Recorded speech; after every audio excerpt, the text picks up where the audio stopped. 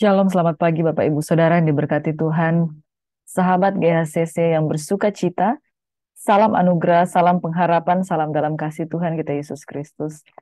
Terima kasih sudah mau bergabung lagi di channel Gracia Hope Compassion Channel. Pagi hari ini kita akan merenungkan bersama-sama firman Tuhan yang terambil dari Imamat pasal 6 hingga pasal yang ke-10. Saudara yang diberkati 5 pasal per hari dan tidak terasa kita sudah di kitab yang ketiga, saudara yang diberkati Tuhan. Dan saya rindu untuk kita dengan sungguh-sungguh belajar firman. Saudaraku, jangan bosan untuk makan firman Tuhan. Selalu saya harus mengingatkan bahwa kita butuh makanan rohani setiap hari. Makanan yang baik itu makanan yang teratur. Makanan yang baik itu makanan yang sehat dan tentunya berasal dari sumber yang benar. Jadi yang pertama harus teratur, saudara. Makan firman setiap hari teratur, jangan makan sembarangan. Itu bukan makan dari firman.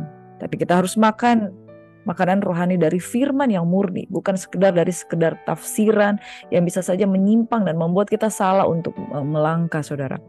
Dan kita membaca 5 pasal per hari, saudara, supaya kita dikuatkan dan kita mengikuti kronologis dari perjalanan firman Tuhan mulai dari penciptaan hingga pada akhir zaman. Saudaraku, kerinduan kami, saudara-saudara bisa mendapat berkat lewat pengajaran firman Tuhan 5 pasal per hari ini. Dan bagi saudara-saudara yang baru saja bergabung, saudara-saudara bisa membaca dan mengikuti edisi-edisi sebelumnya untuk kemudian mengikuti sampai pada hari ini secara bersama-sama. Saudaraku yang diberkati, mari kita mohon pertolongan Tuhan sebelum kita sama-sama membaca dan merenungkan firman Tuhan. Saya sangat menganjurkan bahwa sebelum saudara-saudara mengikuti firman Tuhan setiap hari, 5 pasal per hari, saudara-saudara boleh membaca dari malam sebelumnya atau pada pagi hari setengah jam sebelumnya sudah membaca 5 pasal yang kita akan renungkan, supaya dengan lebih baik lagi kita akan memberikan perenungan ini bersama-sama. Saudara, mari kita satu dalam doa. Terima kasih Bapa di surga, kekudusan-Mu melingkupi kami Tuhan. Kami bersyukur, kami menyembah, kami meninggikan Engkau Tuhan, dan di dalam hadirat-Mu kami rindu, kami beroleh pengenalan akan Engkau lewat firman-Mu. Dan di dalam nama Yesus, kami berdoa agar ada penyataan kuasa-Mu, sehingga dengan detail Tuhan Engkau mengajarkan setiap kami Bapa kebenaran firman-Mu. Kami menjadi kuat, kami menjadi pribadi yang tidak diombang-ambingkan oleh rupa-rupa angin pengajaran. Kami terus Tuhan berkenan di hadapan-Mu. Demi nama Yesus Tuhan, kami siap untuk mendengarkan firman Tuhan. Haleluya. Amin. Puji nama Tuhan, saudaraku. Hari ini hari Jumat 16 Desember 2022. Tunggu cepat waktu berlalu, saudara. Sebentar lagi tahun 2022 akan berakhir. Imamat 6 yang kita akan renungkan hingga imamat yang ke-10, saya memberikan tema imamat yang rajani. Imamat yang rajani, yaitu keimaman dan juga sifat raja yang ada di dalamnya. Imamat rajani hanya disebutkan di Perjanjian Baru. Di Perjanjian Lama disebutkan imam Lewi, ya, saudara, imam besar. Dan kita akan belajar firman Tuhan ini bersama-sama. Ringkasan dari pasal 6 hingga pasal yang ke-10, saudara, imamat 6 sampai 10, di imamat 5 ayat 14 hingga imamat 6 ayat 7 itu masih menjelaskan tentang korban penebus salah. Korban penebus salah itu seperti apa dan bagaimana cara mempersembahkan korban penebus salah. Dan juga di pasal 6 ayat 8 hingga 13 itu masih menjelaskan tentang bagaimana korban bakaran itu. Di mana korban bakaran itu bagaimana cara imam untuk mempersembahkan korban dan lain sebagainya. Di pasal 6 ayat 14 hingga 23 membahas tentang korban sajian. Kemarin kita sudah membahas kelima korban tersebut, yaitu penebus salah, bakaran, sajian, penghapus dosa, penebus salah, dan juga korban keselamatan. Jadi ada 5 jenis korban buat saudaraku. Nah, di imamat 6 hingga imamat yang ke-7 ini ada sedikit detail juga diulang kembali. Dan juga ada sedikit kupasan bagaimana tentang larangan memakan lemak dan darah di pasal yang ke-7. Dan juga ada bagian imam daripada segala korban keselamatan, imam harus menyantap korban keselamatan yang ada. Jadi tidak boleh dibakar seluruhnya sampai habis. Pada pasal yang ke-8 bagaimana dijelaskan tentang pentahbisan. Harun dan anak-anaknya, Harun sebagai imam besar dan anak-anaknya sebagai imam yang turut bertugas di dalam kemah dan turut bertugas di pelataran, saudara. Para imam menerima jabatannya di pasal yang ke-9, namun di pasal yang ke-10 tapi 2 orang dari keturunan Imam Harun itu Nadab dan Abihu mati oleh karena mereka mempersembahkan persembahan yang salah. Lalu selanjutnya di pasal 10 ada larangan tentang minuman keras bagi imam yang menyelenggarakan kebaktian.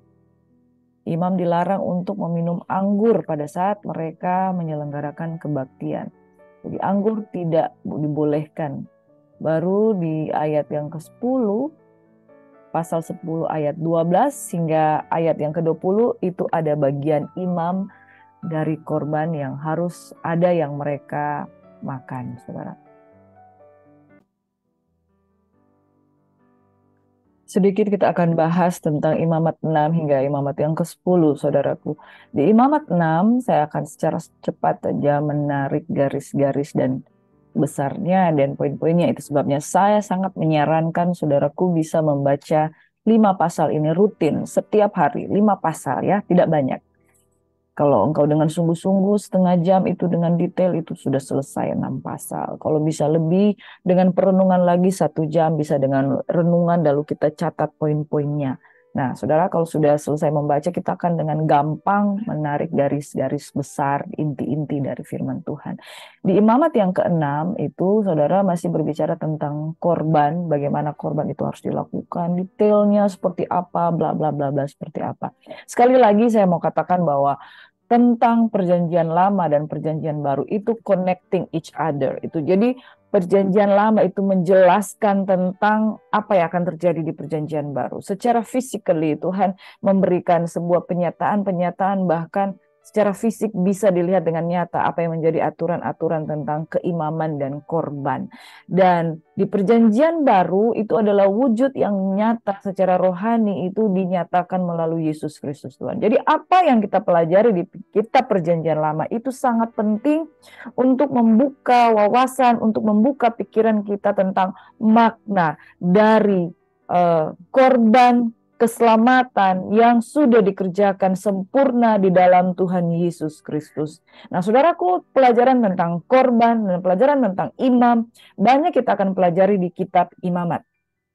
Dan di pelajaran di imamat 1 hingga imamat yang ke-5 itu sudah belajar tentang korban bakaran, korban keselamatan, tentang korban penebus salah, tentang korban penebus dosa, dan juga tentang korban sajian. Dan kembali di imamat 6 hingga ke imamat yang ke-10 itu ada sedikit pengulangan dan secara detail itu bagaimana persembahan-persembahan itu dikerjakan. Kesimpulannya, semua korban, 5 korban tersebut itu ada aturan-aturannya dan aturannya itu detail, aturannya itu nggak bisa salah, aturannya itu nggak bisa dilanggar dan aturan itu harus dihafal. Baik itu jenis korbannya, bagaimana cara mempersembahkannya, dan bagaimana imam menerima korban tersebut dan membakarnya di hadapan Tuhan. Mereka harus tahu bagaimana memisahkan korban ini dari potongan-potongannya. Mereka juga harus tahu bagaimana menerima korban-korban ini, korban itu sebagai korban sajian, korban keselamatan, korban penebus salah, korban penebus dosa, atau korban bakaran, saudara. Jadi semuanya itu dibedakan dan itu detail. Itu sebabnya keimaman di Lewi itu adalah keimaman berdasarkan aturan-aturan yang diberlakukan pada waktu itu dan nggak bisa salah. Karena kalau salah, itu pasti imam-imam akan dihukum. Garis besar dari Alkitab ini sudah saya jabarkan di awal, yaitu dari pasal 6 hingga pasal yang ke-10, saudara. Namun ada hal-hal menarik. Misalnya contoh, di Imamat 6, ya. Di sini Tuhan berfirman kepada Musa, perintahkan Harun dan anak-anaknya, ini hukum tentang korban bakaran tuh seperti ini. Nah, di ayat yang ke-10 dikatakan mereka harus mengenakan pakaian lenan, mengenakan celana lenan untuk menutupi auratnya. Selalu dan selalu berbicara korban itu berbicara tentang kekudusan, jadi tidak boleh kelihatan aurat. Lalu mereka harus mengangkat abu yang di atas mezbah sesudah korban bakaran habis dimakan api, harus membuangnya di samping mezbah. Itu sangat teratur, saudara. Jadi Tuhan itu sangat detail. Jadi baik secara jasmani pada waktu di perjanjian lama dan secara rohani di dalam kehidupan kita. Melalui Yesus Kristus yang sudah menebus kita, tapi Tuhan mengerjakan kekudusan itu di dalam diri kita, dan kita harus menjadi penyembah-penyembah yang mengenal Bapa di dalam roh dan kebenaran. Dikatakan di ayat 11, haruslah ia menanggalkan pakaiannya dan mengenakan pakaian lain, lalu membawa abu itu keluar perkemahan di suatu tempat yang tahir. Yang menarik di ayat yang ke-12, api yang di atas mezbah itu harus dijaga supaya terus-terus menyala, jangan dibiarkan padam. Tiap-tiap pagi imam harus menaruh kayu di atas mezbah. Ada amin, saudara? Tiap-tiap pagi harus menaruh kayu di atas mezbah, mengatur korban bakaran di atasnya, dan membakar segala lemak korban keselamatan di sana. Harus dijaga supaya api tetap menyala di atas mezbah, jangan dibiarkan padam. Korban keselamatan berbicara tentang Kristus. Sekali lagi, Yesus Kristus sudah mati dan dibangkitkan dan hidup untuk selama-lamanya.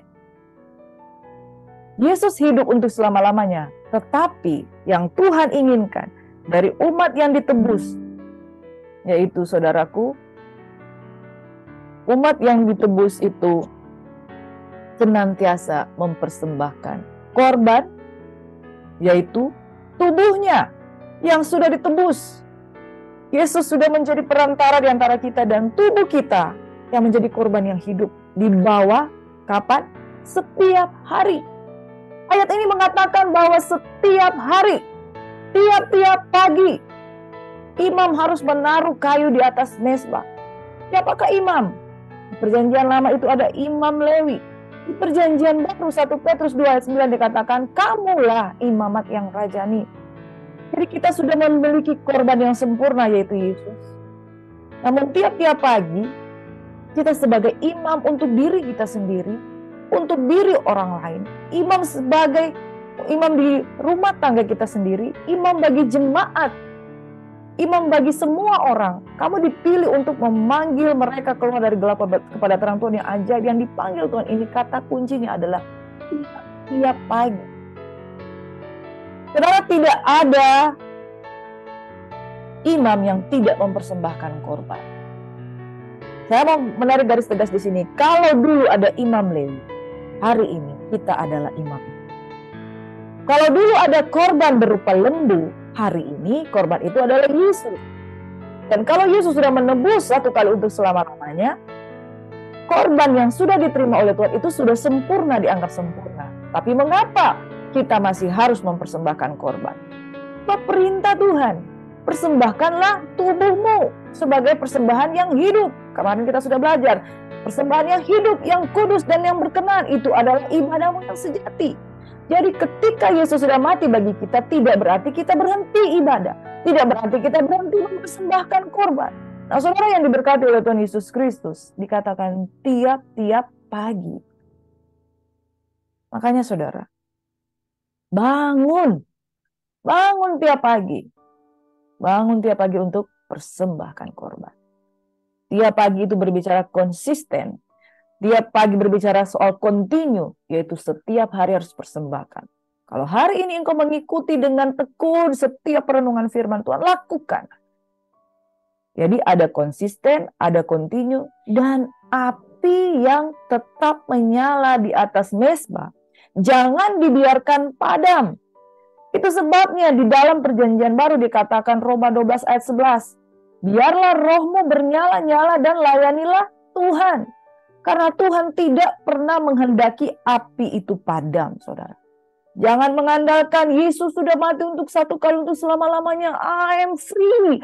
Aku bebas. Aku tidak perlu lagi mempersembahkan korban. No, engkau 100% salah.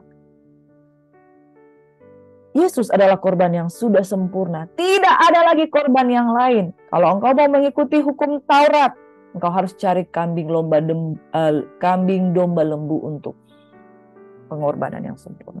Tapi satu kali untuk selama-lamanya sudah sempurna. Yang Tuhan cari adalah korban. Persembahkan tubuh kita yang sudah ditebus ini dengan api yang terus menyala. Jangan tidak ada urapan di atas kepalamu. Jangan tidak ada api pujian penyembahan di atas kepalamu. Jikalau engkau tidak punya api di atas mezbamu, engkau tidak berkenan di hadapan Tuhan. Lihat gambar yang saya bagikan di belakang ini, saudara.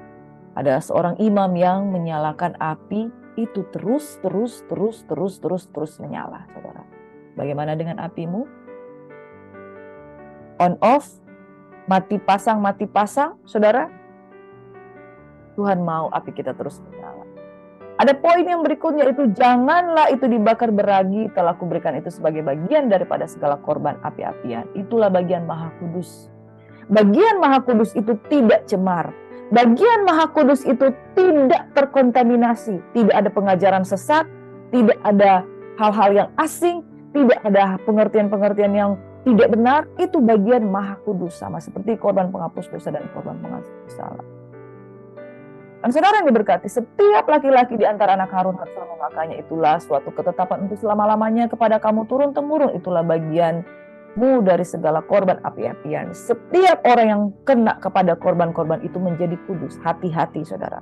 Sekali lagi, engkau adalah imamat yang rajani. Dulu imam hanya bangsa Lewi. Sekarang imam adalah semua orang yang sudah ditebus oleh darah Kristus. Dan engkau adalah imam. Kalau engkau tidak kudus, engkau terkena kepada orang lain, mereka juga tidak kudus. Makanya itu dikenal dengan impartasi. Nah, saudara, kalau engkau kudus, maka jemaat yang kamu layani itu juga kudus. Setiap orang yang kena pada korban-korban itu menjadi kudus. Setiap orang yang kena kepada korban persembahan yang engkau persembahkan, tubuhmu sebagai persembahan yang hidup itu menjadi kudus, saudara. Itu sebabnya seorang imam yang menjaga hidupnya yang benar, juga menjaga korban persembahannya itu benar, itu membawa kekudusan bagi setiap orang. Kudus Tuhan, maka engkau kudus. Ketika kita mendekat Allah dengan kekudusan, maka kita juga dikuduskan. Imamat yang ketujuh, saudara. Dikatakan bahwa daripada setiap bagian persembahan itu harus dipersembahkan satu roti sebagai persembahan khusus bagi Tuhan. Persembahan itu adalah bagian imam yang menyiramkan darah korban keselamatan. Daging korban syukur menjadi korban keselamatannya itu haruslah dimakan pada hari dipersembahkannya, saudara. Amin. Pada hari dipersembahkannya, sedikit pun daripadanya janganlah ditinggalkan sampai pagi. Karena jikalau pada hari yang ketiga masih dimakan dari daging korban keselamatan itu, maka Tuhan tidak berkenan akan orang yang mempersembahkannya, dan korban itu dianggap batal baginya, bahkan menjadi suatu yang jijik, dan orang yang memakannya harus menanggung kesalahannya sendiri. Kenapa 3 hari? Karena ini juga menubuatkan tentang Kristus akan bangkit pada hari yang ketiga. Dan di luar dari itu berarti tidak ada kebangkitan.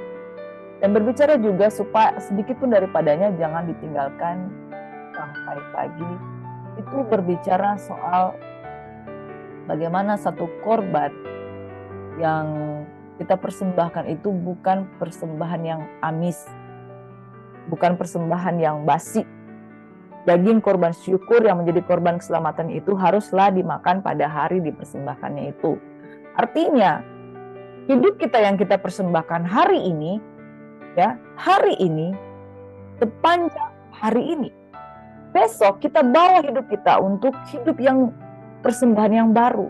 Jadi saudara, kalau engkau mengandalkan sebuah hubungan pribadi dengan Tuhan, hari ini engkau fine, besok engkau baik-baik saja dengan Tuhan. Hari ini engkau bangun hubungan pribadi, besok engkau malas-malasan lagi. engkau down lagi, engkau tinggalkan Tuhan lagi, engkau jatuh lagi, engkau biarkan dirimu terhisap dengan dosa, engkau biarkan dirimu terhisap dengan pergaulan. Saudara, sedikit pun daripadanya jangan ditinggalkan sampai pagi, berbicara soal korban yang selalu segar tiap hari. Daging korban, syukur yang menjadi korban keselamatannya itu harus dimakan pada hari dipersembahkannya itu. Juga berbicara bagaimana tiap hari itu selalu penyembahan kita selalu segar. Jikalau pada hari yang ketiga masih dimakan dari daging korban keselamatan, itu menjijikkan, saudara. Kalau engkau punya hubungan pribadi dengan Tuhan, berdoa kepada Tuhan 3 hari sekali, bangun hubungan 3 hari sekali, 4 hari sekali, lebih parah lagi 1 minggu sekali, atau 1 tahun sekali kalau hari Natal, itu lebih parah lagi, saudara. Berarti engkau tidak punya hubungan pribadi dengan Tuhan. Korban, sekali lagi yang kita belajar pada hari kemarin adalah sebuah penyembahan untuk membangun hubungan dengan Tuhan. Kalau Tuhan bilang bangun tiap hari, jadi tiap hari bangun hubungan. Saudara, kalau saudara punya pasangan kekasih LDR, itu paling tidak tiap hari harus telepon, bangun hubungan. Semakin jaraknya semakin jauh, ya, semakin kurang intensitas berhubungan, tentu semakin kurang kedekatan, intimasi. Hubungan dengan Tuhan itu selalu berbicara soal keintiman. Semakin jarang engkau connecting dengan Tuhan, semakin kamu nggak akrab, nggak intim, bahkan semakin kamu jauh dari Tuhan. Yang berikutnya ada poin-poin lain lagi di sini, yaitu demikian juga jangan kamu memakan darah apapun di segala tempat kediamanmu, baik darah burung-burung ataupun darah hewan. Setiap orang yang memakan darah apapun, nyawa orang itu haruslah dilenyapkan dari antara bangsanya. Jadi pengajaran firman Tuhan dari kitab Taurat hingga saat ini itu konsisten tidak boleh makan darah. Kenapa? Darah adalah nyawa. Ada agama-agama yang beredar pada waktu zaman dulu, saudara. Penyembahan-penyembahan yang mewajibkan minum darah. Penyembahan-penyembahan yang mewajibkan mempersembahkan anaknya dibunuh sebagai korban. Penyembahan-penyembahan yang itu kejijikan. Kenapa, saudara? Karena mereka menggunakan darah sebagai korban. Kenapa Tuhan tidak menggunakan darah itu untuk diminum? Sebab darah adalah nyawa. Memang ada persembahan, tapi tidak meminum darah. Kenapa? Darah itu adalah nyawa. Tuhan tidak mengizinkan memakan darah. Nah, saudara, ada satu komunitas di dunia ini yang menggunakan darah sebagai persembahan dan untuk diminum. Itu ada sekte-sekte, itu ada penyembahan-penyembahan berhala yang meminum darah. Ketika mereka meminum darah, mereka mengikat perjanjian dengan hewan tersebut. Tapi orang Kristen, orang percaya, bangsa Israel, bangsa Yahudi, mereka tidak mengikatkan diri itu, nyawa itu masuk ke dalam diri mereka. Karena darah itu dikembalikan kepada Tuhan, Sang Pencipta. Itulah perbedaan. Kalau saudara bertanya, apakah saya boleh makan darah? Dari dulu Tuhan tidak memerintahkan untuk boleh makan darah. Kenapa? Darah ada nyawa. Saudara-saudara boleh sedikit di laboratorium. Darah itu membawa penyakit. Jadi kalau saudara makan darah, hari ini saya mau katakan, itu akan berbicara soal lebih penting tentang kesehatanmu. Namun sejak awal Tuhan tidak memerintahkan untuk memakan darah. Dan itu Tuhan katakan, nyawa orang itu harus dilenyapkan di antara bangsanya. Kalau Anda hari ini memakan darah, harus dicek kesehatanmu. Yang berikutnya, darah itu tidak berkenan di hadapan Tuhan untuk engkau santap, saudara. Dan sekali lagi ini berbicara soal tipologi bagaimana Kristus yang akan datang. Bahwa darah itu dicurahkan untuk pengampunan dosa, bukan untuk kita minum, saudara. Karena darah itu dipersembahkan untuk bakar, untuk menjadi dupa yang berbau harum di hadapan Tuhan. Itulah bagian Harun dan bagian anak-anaknya dari segala korban api-apian Tuhan pada hari mereka disuruh datang memegang jabatan imam. Itulah korban-korban bakaran, sajian penghapus dosa, penebus salah, persembahan tabisan, dan korban keselamatan yang diperintahkan Tuhan kepada Musa di atas gunung Sinai untuk mempersembahkan korbannya di padang gurun Sinai. Saudara, lalu imamat 8 itu Harun dan anak-anaknya mulai melakukan fungsi imam. Tuhan berfirman, panggillah Harun anak-anaknya, dan lalu mulai dipersiapkan pakaian, minyak urapan, korban-korban, lalu berkumpul, lalu Musa mentahbiskan Harun dan anak-anaknya. Di ayat yang ke-6 mereka disuruh mendekat, dibasuh dengan air, dikenakan pakaian ya, yang kita sudah belajar di kitab Keluaran, pakaian jubah saudara, dan juga efod. Ada tutup dada, di tutup dada itu ada permata-permata, dan juga ada urim dan tumim. Bagaimana Tuhan berbicara lewat urim dan tumim, yaitu soal ya atau tidak. Juga ada serban di kepala, dan di atasnya patam emas, itu jamang yang kudus. Lalu Musa mengambil minyak urapan, diurapi kemah suci serta yang ada di dalamnya, dikuduskan semua itu, dipercikan sedikit dari minyak itu ke mezbah 7 kali, dan diurapinya mezbah itu serta segala perkakasnya, dan juga bejana pembasuhannya serta alasnya, dan menguduskannya. Kemudian dituangkan sedikit dari minyak urapan itu ke atas kepala Harun, dan diurapinya lah dia yang menguduskannya. Harun sebagai imam besar merupakan tipologi Yesus Kristus sebagai imam besar yang masuk ke kemah suci untuk memperdamaikan dosa umat manusia. Tapi Harun harus melakukan berulang-ulang. Yesus hanya sekali untuk selama-lamanya. Di imamat 9 hingga ayat 10 hingga pasal 10, Harun melakukan tugas sebagai imam. Anak-anak Harun mempersembahkan api asin. Di saat imamat 9, Harun mengangkat kedua tangan atas bangsa itu, memberkati mereka, kemudian turun mempersembahkan korban-korban, masuk Musa dan Harun ke kemah pertemuan. Setelah keluar mereka memberkati bangsa itu. Dahsyat luar biasa karena tampak kemuliaan Tuhan pada segenap bangsa itu. Dan keluarlah api di hadapan Tuhan, lalu menghanguskan korban bakaran. Ya seperti ini, berapi dari segala lemak itu, tatkala seluruh bangsa itu bersorak-sorailah mereka lalu sujud menyembah. Saudara, mau kita berhenti sampai di sini. Ini sebuah bacaan imamat, itu jarang orang suka untuk membacanya. Jarang orang suka untuk merenungkannya. Tetapi kalau engkau baca dengan penuh iman dan penuh roh, itu merupakan sebuah kitab yang luar biasa. Bagaimana pada waktu perjanjian lama, kita tidak boleh memandang rendah perjanjian lama. Karena perjanjian lama itu kuasa Tuhan yang bekerja di dalam itu dahsyat dan luar biasa. Ketika Musa dan Harun masuk ke dalam kemah pertemuan, setelah keluar mereka memberkati bangsa itu. Tampak kemuliaan Tuhan kepada segenap bangsa itu. Dan keluarlah api dari hadapan Tuhan. Menghanguskan korban bakaran dan segala lemak di atas mezbah. Saudara-saudara pernah melihat api turun dari langit? Saudara-saudara pernah pujian penyembahan lalu api turun dari langit? Kita dilawat oleh Roh Kudus saja semeriwing-semeriwing begini kita, oh Tuhan luar biasa. Apalagi api membakar, langsung terbakar. Jadi mereka memiliki pengalaman yang luar biasa dengan Tuhan. Yaitu mereka melihat bagaimana api Tuhan membakar di hadapan mereka. Jadi itu secara jasmani kelihatan, secara rohani mereka merasakan hadirat Tuhan yang dahsyat dan luar biasa. It's not a game. It's not a joke. Jadi itu bukan main-main, saudara.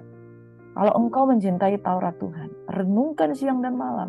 Ada hal-hal yang luar biasa yang menjelaskan tentang kedahsyatan Tuhan. Baik perjanjian lama maupun perjanjian baru, semuanya sama hebatnya, sama luar biasa. Bagaimana karya Tuhan yang dahsyat dan luar biasa. Itu sebabnya, saudara. Persoalan merenungkan firman Tuhan itu bicara soal kerendahan hati. Semua orang punya waktu, tapi tidak semua orang memiliki kerinduan untuk belajar Tuhan. Renungkan firman Tuhan. Kalau kamu mengetahui Tuhan itu dahsyat. Saudara, ini kedahsyatan dari kitab imamat yang menunjukkan bahwa dahsyat Tuhan bekerja di zaman perjanjian lama. Satu hal di sini, saudaraku yang diberkati oleh Tuhan kita Yesus Kristus, di imamat yang ke-9 baru saja Musa dan Harun mempersembahkan korban dan api Tuhan menyambar. Di imamat yang ke-10 anak-anak Harun, mereka keturunan Lewi, keturunan langsung dari Imam Harun. Mereka merupakan karena keturunan langsung dari Harun, yaitu suku Lewi, dan langsung adalah anak-anak dari Harun, sebenarnya mereka adalah cikal bakal imam besar. Di antara anak-anak itu yaitu ada Nadab, Abihu, Eliezer, dan Itamar. Mereka adalah cikal bakal untuk menjadi imam besar.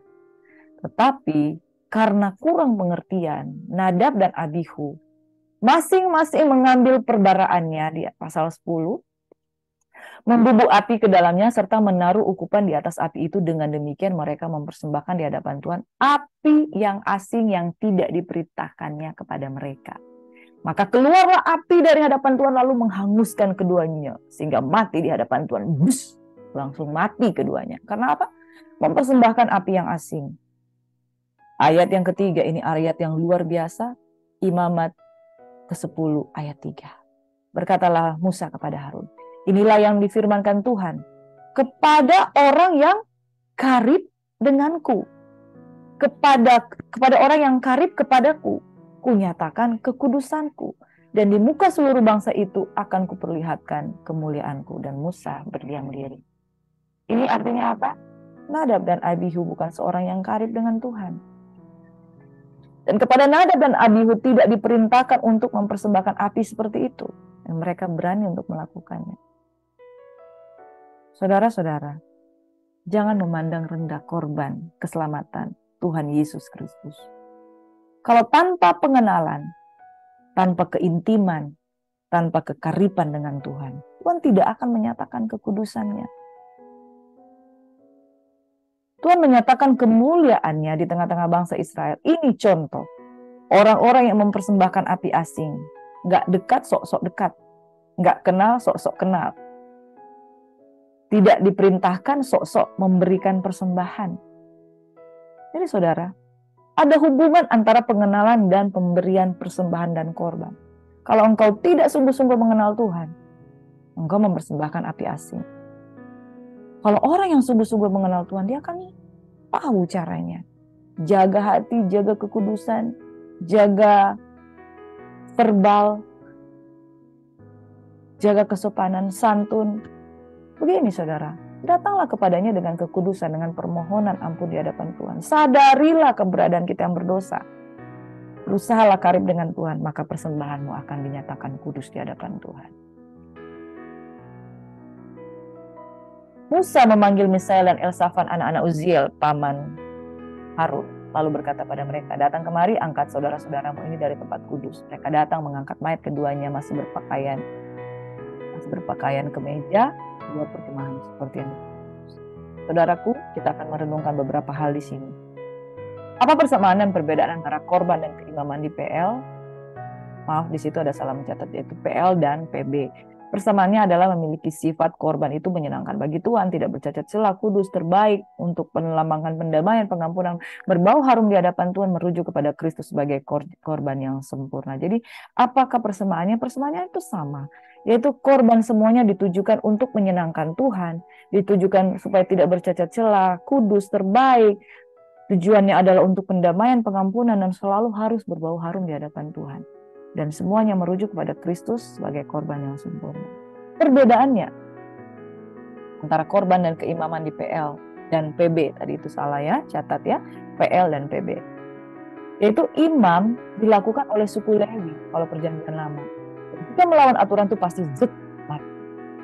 Sedangkan di PB, ya sekali lagi ada salah pencatatan itu. Sedangkan di PB, setiap orang adalah hamba Tuhan yang berhak mempersembahkan korban di hadapan Tuhan. Jadi sekali lagi perenungan pada hari ini, apakah persamaan dan perbedaan antara korban dan keimaman di PL dan PB? Persamaannya adalah semua korban itu menunjukkan ciri-ciri dan sifat khas yang dikehendaki oleh Tuhan, yaitu harus menyenangkan bagi Tuhan, tidak bercacat celah, harus kudus, harus sifatnya terbaik, dan itu bertujuan untuk melakukan pendamaian dan pengampunan yang berbau harum di hadapan Tuhan, dan semuanya itu merujuk kepada Kristus sebagai korban yang sempurna. Korban itu selalu berbicara soal bagaimana supaya kita melakukan itu supaya bisa dekat dengan Tuhan. Itu sama-sama. Namun perbedaannya saudara, bahwa di perjanjian lama keimaman itu dilakukan oleh suku Lewi. Dan kalau mereka melawan aturan itu pasti mati. Sedangkan di perjanjian baru setiap orang yang percaya kepada Kristus oleh karena darah Kristus adalah hamba Tuhan yang berhak mempersembahkan korban di hadapan Tuhan. Yang selanjutnya keimaman di Lewi di perjanjian lama tugasnya adalah bersifat keimamatan saja, yaitu melayani di ibadah dan mereka mendapatkan hak-hak sebagai imam. Sedangkan keimaman di perjanjian baru adalah imamat rajani, yaitu mereka mendapatkan hak-hak sebagai imam dan raja. Saudara, kalau saudara pelajari di kitab perjanjian lama, mulai dari zaman Nabi Samuel, ya, Nabi Samuel, disitulah mulai terlihat jelas tentang keimaman dan kerajaan itu terpisah. Pada waktu Samuel itu, Nabi Samuel itu ada, bangsa Israel mulai meminta raja. Dan raja yang pertama Israel itu adalah Saul. Jadi imam dan raja adalah fungsi yang terpisah. Yang satunya memerintah secara fisik, yang satunya sifatnya imam itu fungsinya itu di bidang peribadatan. Tetapi di perjanjian baru, imam dan raja itu menyatu dan disatukan. Aplikasi dalam gereja perjanjian baru adalah bahwa tidak ada jabatan eksklusif rohaniawan yang membedakan dengan awam. Setiap orang Kristen dipanggil menjalankan fungsi keimaman dimulai dari keluarga masing-masing, kelompok kecil ataupun dalam pelayanan di gereja. Di gereja tidak boleh ada customer sebagai objek pelayanan. Semua orang Kristen dipanggil untuk berfungsi dalam kapasitas masing-masing. Gereja harus menjadi tubuh Kristus, kita masing-masing adalah anggota tubuh dengan fungsi yang berbeda-beda. Jadi kalau dulu itu imam itu melayani raja, imam itu melayani jemaat, imam itu melayani bangsa Israel, bangsa Yahudi pada waktu itu. Tapi sekarang kita semua itu fungsinya imam. Mau kita berjemaat, mau kita kaum yang tidak kaum yang dikatakan awam atau kaum yang belum sungguh-sungguh dengan Tuhan, kita semuanya kalau sudah ditebus dengan darah Kristus kita adalah imam. Dan nanti kita akan baca setelah ini, dan imaman kita itu juga mendapatkan hak imam dan hak raja.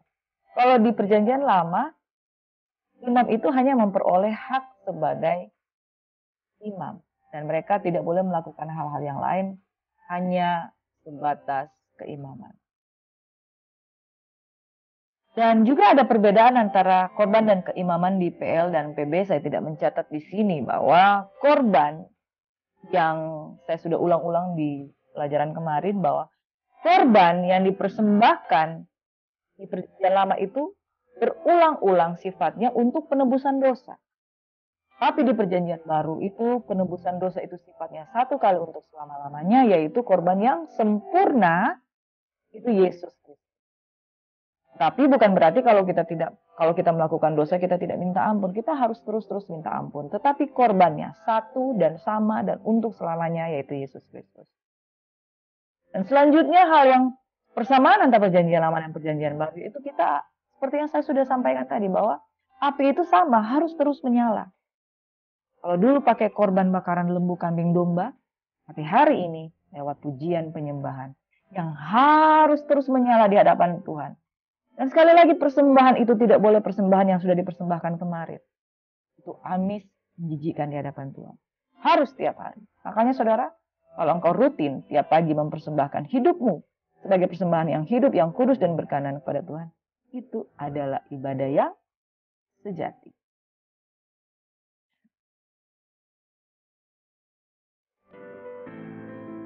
Saya akan tutup dengan ayat-ayat firman Tuhan ini, saudaraku. Umat Allah sebagai imamat yang rajani.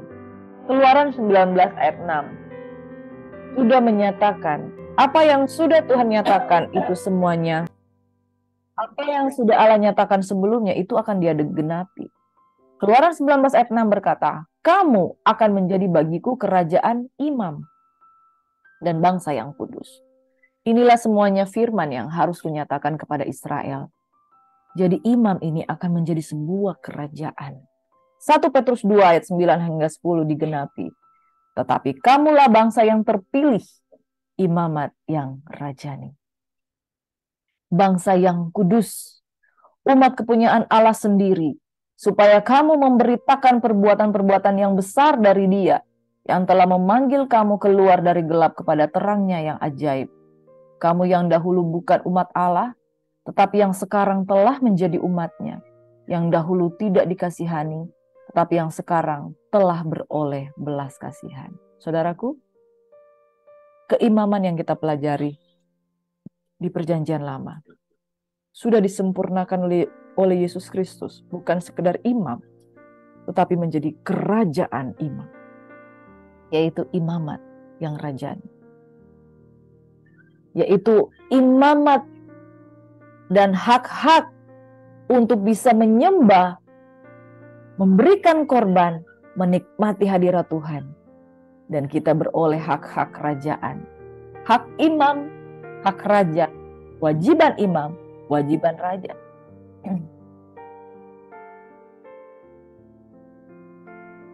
Wahyu 5 ayat 10 berkata, dan engkau telah membuat mereka menjadi suatu kerajaan dan menjadi imam-imam bagi Allah kita, dan mereka akan memerintah sebagai raja di bumi.